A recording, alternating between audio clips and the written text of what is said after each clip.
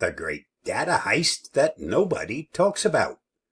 Imagine if someone followed you around all day with a notebook, writing down everything you do, say, and buy.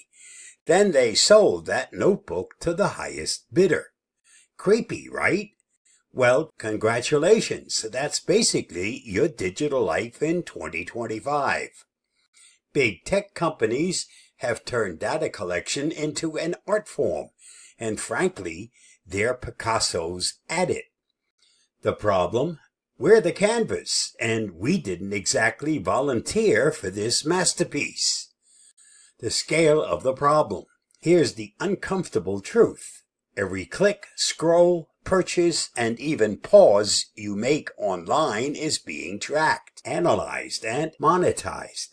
Recent FTC reports reveal that major social media and streaming companies have engaged in what officials call vast surveillance of users.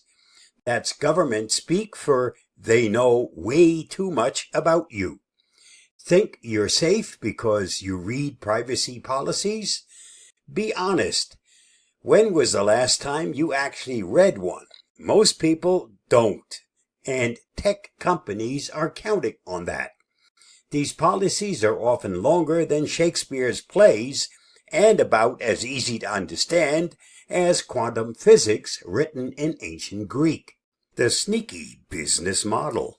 Big tech companies love to say they don't sell your data. Technically, they're right. They don't hand over a USB drive labeled Your Secrets for cash. Instead, they do something arguably worse. They use your data to create detailed profiles and sell access to you.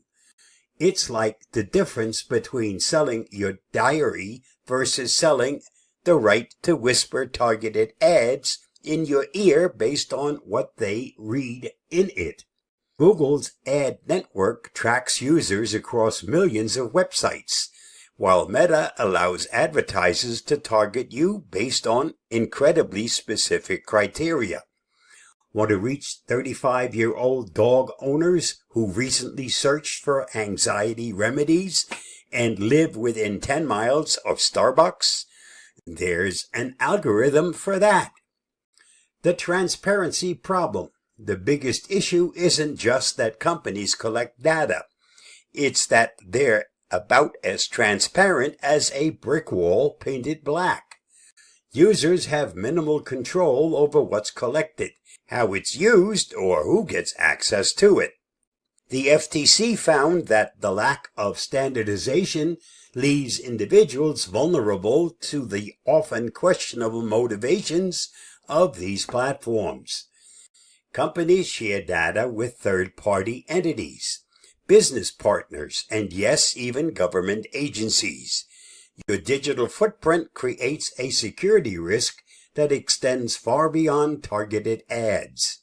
When companies like Apple and Google hold vast amounts of personal data, they essentially become digital surveillance systems that can be accessed by authorities or compromised by bad actors. What this means for you. Every app you download, every website you visit, and every online purchase you make feeds into a massive data ecosystem that most people don't even know exists. Your data is being used to manipulate what content you see, influence your purchasing decisions, and in some cases, affect your access to services or opportunities. The real kicker. While companies dedicate website space to privacy advice, critics argue this shifts responsibility onto users without addressing the systemic problem. It's like a restaurant saying, here's how to avoid food poisoning from our kitchen, instead of just cleaning the kitchen. The bottom line. Data privacy in 2025 isn't broken by accident. It's designed this way. The current system benefits companies at the expense of user privacy and security.